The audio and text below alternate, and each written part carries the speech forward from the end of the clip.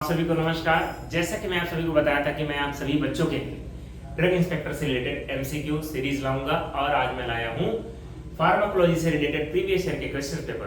तो आप सभी से निवेदन है कि आप इसको बार बार देखें और रिवाइज करें, ठीक है। तो आज मैं फार्माकोलॉजी के इंपॉर्टेंट टॉपिक जनरल फार्माकोलॉजी से रिलेटेड आज एमसीक्यू तैयार किया हूँ, जिसको आप देखेंगे विद एक्सप्लेनेशन के साथ, ठीक है। और आप इस एक्सप्लेनेशन को पढ़ करके आप अपने तैयारी को बेहतर कर सकते हैं।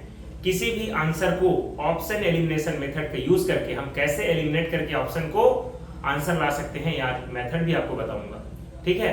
तो जुड़े रहिएगा वीडियो में और अंतिम तक देखिएगा वीडियो को, ठीक है, क्योंकि इसमें ऐसे ऐसे एमसीक्यू लाया हूं जो ऑप्शन एलिमिनेट करके हम आंसर पर तक पहुंच सकते हैं, ठीक है। फार्माकोलॉजी जो होता है एक वास्ट सब्जेक्ट है, लेकिन इससे बहुत सारे सवाल आते हैं। किसी भी एग्जाम्स में देख लें, चाहे एम्स देख लें, ईएसआईसी फार्मासिस्ट देख लें, सीजी फार्मासिस्ट देख लें, एमपीपीएससी देख लें, या फिर जो भी पीएससी संस्थान है या फिर जो भी फार्मासिस्ट के एग्जाम है, उनमें सारे सवाल आपको देखने और सुनने को मिलते हैं, ठीक है। तो आज हम सबसे पहले सॉल्व करेंगे जनरल फार्माकोलॉजी से, ठीक है। तो जनरल फार्माकोलॉजी बहुत इंपॉर्टेंट टॉपिक है, क्योंकि इससे सवाल देखने को आपको और पढ़ने को मिलते हैं, ठीक है। तो सबसे पहला आज हमारा सवाल है जनरल फार्माकोलॉजी का। जनरल फार्माकोलॉजी में दो टाइप्स के हैं, मतलब फार्माकोकाइनेटिक से ज्यादा सवाल आते हैं और फार्माकोडायनेमिक से सवाल आते हैं। तो डायनेमिक में हम रिसेप्टर्स के बारे में सवाल पढ़ेंगे और हम काइनेटिक में पढ़ेंगे पूरे के एडीएमए रिएक्शन से रिलेटेड सवाल ही रहेंगे, ठीक है। तो हमारा सबसे पहले आज फर्स्ट क्वेश्चन होने वाला है, which of the following is not an example of the phase 2 drug metabolic reactions, ठीक है। मैंने जैसे बताया कि फार्माकोकाइनेटिक, काइनेटिक में मींस क्या होता है, एडीएमई, ठीक है, एब्जॉर्प्शंस, डिस्ट्रीब्यूशंस, मेटाबॉलिज्म एंड एक्सक्रीशंस। तो सबसे पहले हमारा सवाल क्या है, मेटाबॉलिज्म से है, ठीक है। क्वेश्चंस क्या बोल रहे हैं उसको हमको हिंदी में समझ लेना चाहिए। Which of the following is not an example of phase 2 drug metabolic reaction. इनमें से जो निम्नलिखित में से जो ऑप्शंस दिया गया है, इनमें से कौन सा फेज 2 ड्रग मेटाबॉलिक रिएक्शंस नहीं है, ठीक है। तो हमको क्या पता करना है कि है कौन कौन सा है, ये पता करना है, ठीक है। तो इसमें कौन कौन सा है, जैसे कि ग्लूकोनाइडेशंस क्या है, डीसाइक्लाइजेशंस क्या है, मिथाइलेशंस क्या है, एसिटाइलेशन क्या है, ठीक है।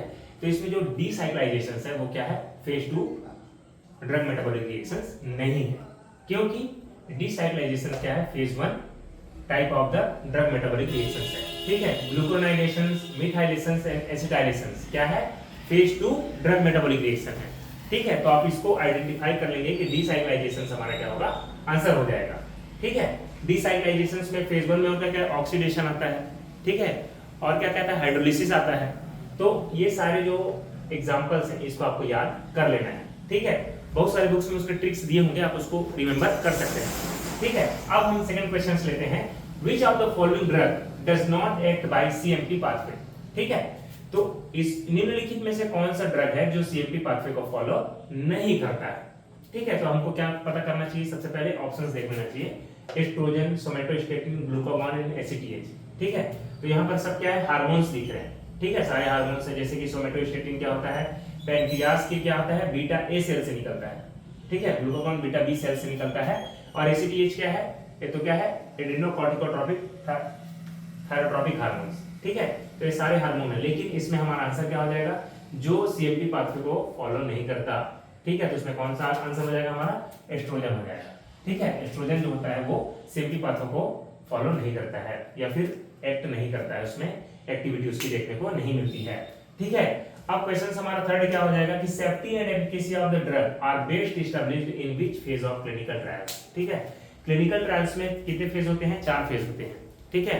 तो हमको क्या क्या याद करना है, फेज 1, फेज 2, फेज 3, फेज 4, ठीक है। तो इसमें क्वेश्चंस क्या पूछा, क्वेश्चंस को हम रिमेंबर करते हैं कि सेफ्टी एंड एफिकेसी, ठीक है, सेफ्टी एंड एफिकेसी, यहाँ पर दोनों की बात कर रहे हैं। फेज 1 में क्या देखते हैं हम लोग, सबसे पहले सेफ्टी देखते हैं, ठीक है। फेज 2 में क्या देखते हैं, एफिकेसी देखते हैं। लेकिन फेज 3 जो है उसमें हम क्या देखते हैं, सेफ्टी एंड एफिकेसी। तो ऑप्शन हमारा सी क्या हो जाएगा, राइट आंसर हो जाएगा। फेज 4 तो क्या आता है, पोस्ट मार्केटिंग सर्विलांस, जैसे कि हम लोग उसको फार्माकोविजिलेंस की स्टडी करते हैं कि कोई भी ड्रग लॉन्च होने के बाद उसमें क्या ड्रग सेफ्टी या फिर एडीआर क्या एडवर्स ड्रग रिएक्शंस देखने को मिलता है, उसको फेज 4 में हम लोग देखते हैं, ठीक है। तो फेज 3 जो है उसमें क्या करते हैं, सेफ्टी और एफिकेसी को हम लोग क्या करते हैं, मेजर करते हैं, किसमें, फेज 3 में, ठीक है। क्लिनिकल ट्रायल्स का क्वेश्चंस आ गया। तो आपको देखिए क्वेश्चन जो है आपके रैंडमली आपसे बनने चाहिए, क्योंकि ऐसे ही इजी सवाल आपको एग्जाम्स में देखने को मिलते हैं। और ऑप्शन एलिमिनेशन करना आना चाहिए, क्योंकि फेज 1 में आपको क्या पता है कि सेफ्टी करते हैं, फेज 2 में क्या करते हैं, एफिकेसी करते हैं, लेकिन फेज 3 में हम सेफ्टी और एफिकेसी को एक साथ करते हैं। तो ऐसे करके हम यहाँ कर सकते हैं, ठीक है। अब ये क्वेश्चन नंबर 4 है, ठीक है। क्वेश्चन नंबर 4 में phase 4 clinical trial is, simple सा है कि अभी जैसे मैंने आपको फर्स्ट क्वेश्चन में बताया कि फेज 4 क्या होता है, पोस्ट मार्केटिंग ट्रायल, ठीक है। ऑप्शन बी क्या है, most important for the microdosing of the drug, ठीक है, not helpful in the measuring side effect. Option D क्या है, minimum years of this trial is 10 years. तो डायरेक्ट पूछा है फेज 4 क्लिनिकल ट्रायल्स में क्या होता है, सिंपल से पता होना चाहिए, पोस्ट मार्केटिंग सर्विलांस, ठीक है। पोस्ट मार्केटिंग ट्रायल भी हम लोग क्या करते हैं, इसमें एडीआर देखते हैं, ठीक है, ड्रग सेफ्टी देखते हैं। आजकल देखते हैं कि फार्माकोविजिलेंस जो डिपार्टमेंट है बहुत बड़ा डिपार्टमेंट हो गया, ठीक है, जो कि होना भी चाहिए, क्योंकि कोई भी ड्रग्स लॉन्च होने के बाद उसमें क्या क्या सेफ्टी और प्रिकॉशंस होने चाहिए, क्या क्या एडवर्स ड्रग रिएक्शंस देखने को मिल रहा है, ये जब तक नहीं होगा, ट्रायल नहीं होगा, तब तक वो ड्रग मार्केट में आएंगे तो वो लॉस ही पहुंचाएंगे, नुकसान करेंगे, ठीक है। और हमारा ये नेक्स्ट 5th जो सवाल है वो हम देखते हैं कि drug transport across the cell membrane is mainly by, simple सा है कि हमको ये ट्रांसपोर्ट, ड्रग ट्रांसपोर्ट जो सिस्टम है उसमें हम लोग को देखना है, जैसे कि राडो की वाज, तो राडो की वाज जैसे समझ के चलते हैं, रेडिएशन, ठीक है, डाज ओ, ठीक है, तो इसमें क्या हो गया, रेडिएशन, ठीक है, और इसमें क्या हो गया आपका, इसमें क्या होता है, एक्टिवेशन होता है, डी से क्या होता है, डिस्ट्रीब्यूशन होता है, और ओ से क्या हो गया, ऑस्मोसिस, ठीक है। तो इन तरीकों से भी हम यहाँ कर सकते हैं। तो इसमें सिंपल सा पूछा गया कि drug transport across the cell membrane in the mainly by simple diffusion, active transport, facilitated diffusion and pinocytosis, ठीक है। तो ऑप्शंस को आपको ध्यान से पढ़ना है, क्योंकि ऑप्शंस अगर आप गलत करेंगे, ठीक है, ऑप्शन जैसे आप गलत करेंगे, गलत पढ़ेंगे, तो आप क्वेश्चंस गलत ही करेंगे, ठीक है। तो क्वेश्चंस क्या हो रहा है कि drug transport across the cell membrane is mainly by, तो आपको पता होना चाहिए कि सिंपल डिफ्यूजन जो होता है, मेनली सिंपल डिफ्यूजन के थ्रू ही ड्रग क्या होते हैं, क्रॉस करते हैं सेल मेम्ब्रेन में और अपनी एक्टिविटी शो करते हैं, ठीक है। तो सिंपल डिफ्यूजन इसका आंसर हो जाएगा, option a simple diffusion is right answer for this question, ठीक है।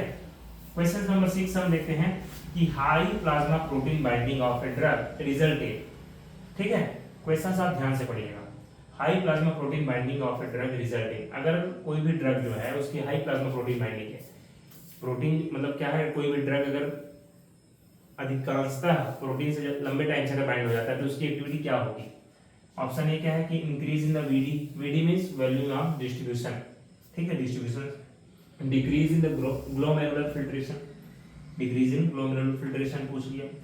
ऑप्शन सी है increase in the tubular secretion, ठीक है, increase in tubular secretion.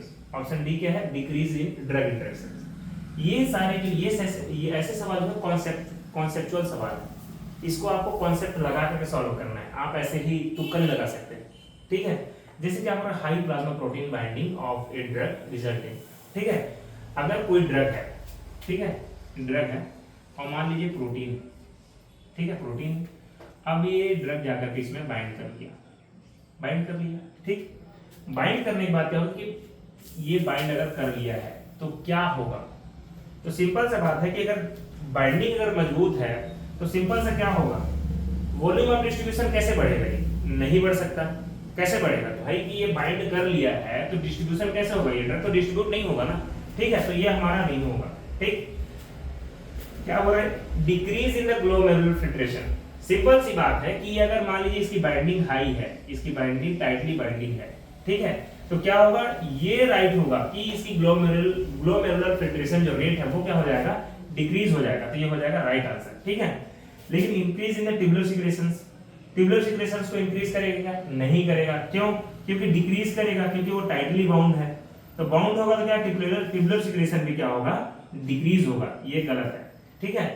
Decrease drug interactions, drug interaction obviously बात है कि ये ड्रग इसमें बाइंड कर लिया है तो कोई अनदर ड्रग से कैसे ड्रग इंटरेक्शंस करेगा, ड्रग इंटरेक्शन हो ही नहीं सकता, ठीक है, तो ये गलत हो जाएंगे, तो हमारा राइट आंसर क्या हो जाएगा, decrease in the glomerular filtration. तो ऐसे ऑप्शन एलिमिनेट करके आप क्वेश्चंस को राइट कर सकते हैं, ठीक है, क्योंकि अधिकांशतः बच्चे क्या करते हैं, बिना ऑप्शन को देखे टक से टिक करके निकल जाते हैं। और मैं आपसे रिक्वेस्ट करूंगा कि आप अभी कोई भी प्रीवियस क्वेश्चन पेपर बुक उठाए होंगे तो आप उसको ऐसे ही टिक मार्क ना करिए। इससे क्या होता है, मेरे कोई मेरा सीनियर था, वो 9 पर क्वालिफाइड है, वो अच्छे लेवल पे पहुंच गए हैं।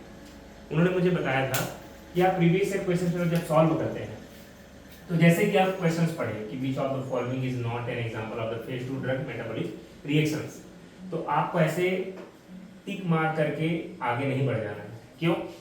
देखिए, हमारी जो ब्रेन की टेंडेंसी होती है ना, वो रटने वाली ज़्यादा याद हो जाती है, रटने वाला टेंडेंसी होता है।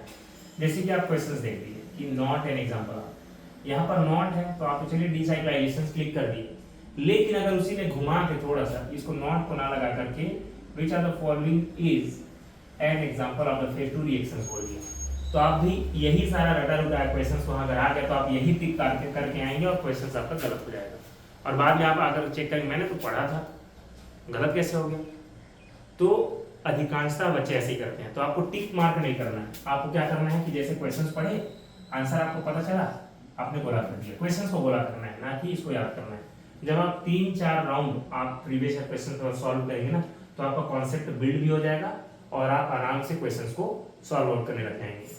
ठीक है, तो आपको समझना है क्वेश्चंस आपको इजी हैं, लेकिन आपको सॉल्व करने आना चाहिए, क्योंकि ऐसे क्वेश्चंस आपको एग्जाम्स में देखने को मिलते हैं। और आपका एग्जाम्स यूपीएससी ले रहा है, ड्रग इंस्पेक्टर का, तो आप इतने इजी वे में क्वेश्चंस को डील नहीं कर सकते।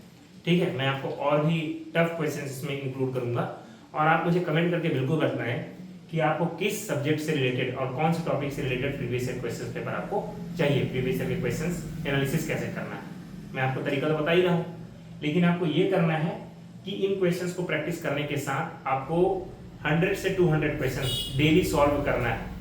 इसमें बुक से आप भी प्रीवियस ईयर क्वेश्चन पेपर कोई भी बुकलेट उठाए होंगे, उसको आपको सॉल्व करना है, क्योंकि ज़्यादा से ज़्यादा पीवाईक्यू लगाने वाला बच्चा सिलेक्शन लेता है। 3-4 चीज़ें मैं आपको बताया हूँ, गोल्डन फार्मूला। सबसे पहले रिवाइज करना है, सारे सब्जेक्ट को रिवीजन चालू कर दो, स्पीडली रिवीजन करना है क्योंकि आपने पढ़ लिया है। दूसरा, previous year question paper solve करो एकदम तगड़ा, 200, 300, 400 जितना लगा सकते हो उतना लगाओ। तीसरा है कि हेल्दी डिस्कशन करना है, 2-3 लोगों का ग्रुप बनाओ, ज़्यादा ग्रुप नहीं। ज़्यादा ग्रुप बनाने से क्या होता है, परिवारवाद आ जाता है। परिवारवाद नहीं लाना है हमको, 2 या 3 ग्रुप होना चाहिए मेंबर में। ठीक है, ग्रुप में 2 या 3 मेंबर होने चाहिए। ठीक, उनसे डिस्कशन करो। और चौथा, आपको ज़्यादातर पढ़ना है, अपने टाइम को 8 घंटे की कैपेसिटी बिल्ड करो, 8 घंटे खाओ, 8 घंटे मतलब सोना है, 8 घंटा अपना जो भी हेल्दी जो डेली रूटीन रहता है वो करना है, और 8 घंटे पढ़ना ही है।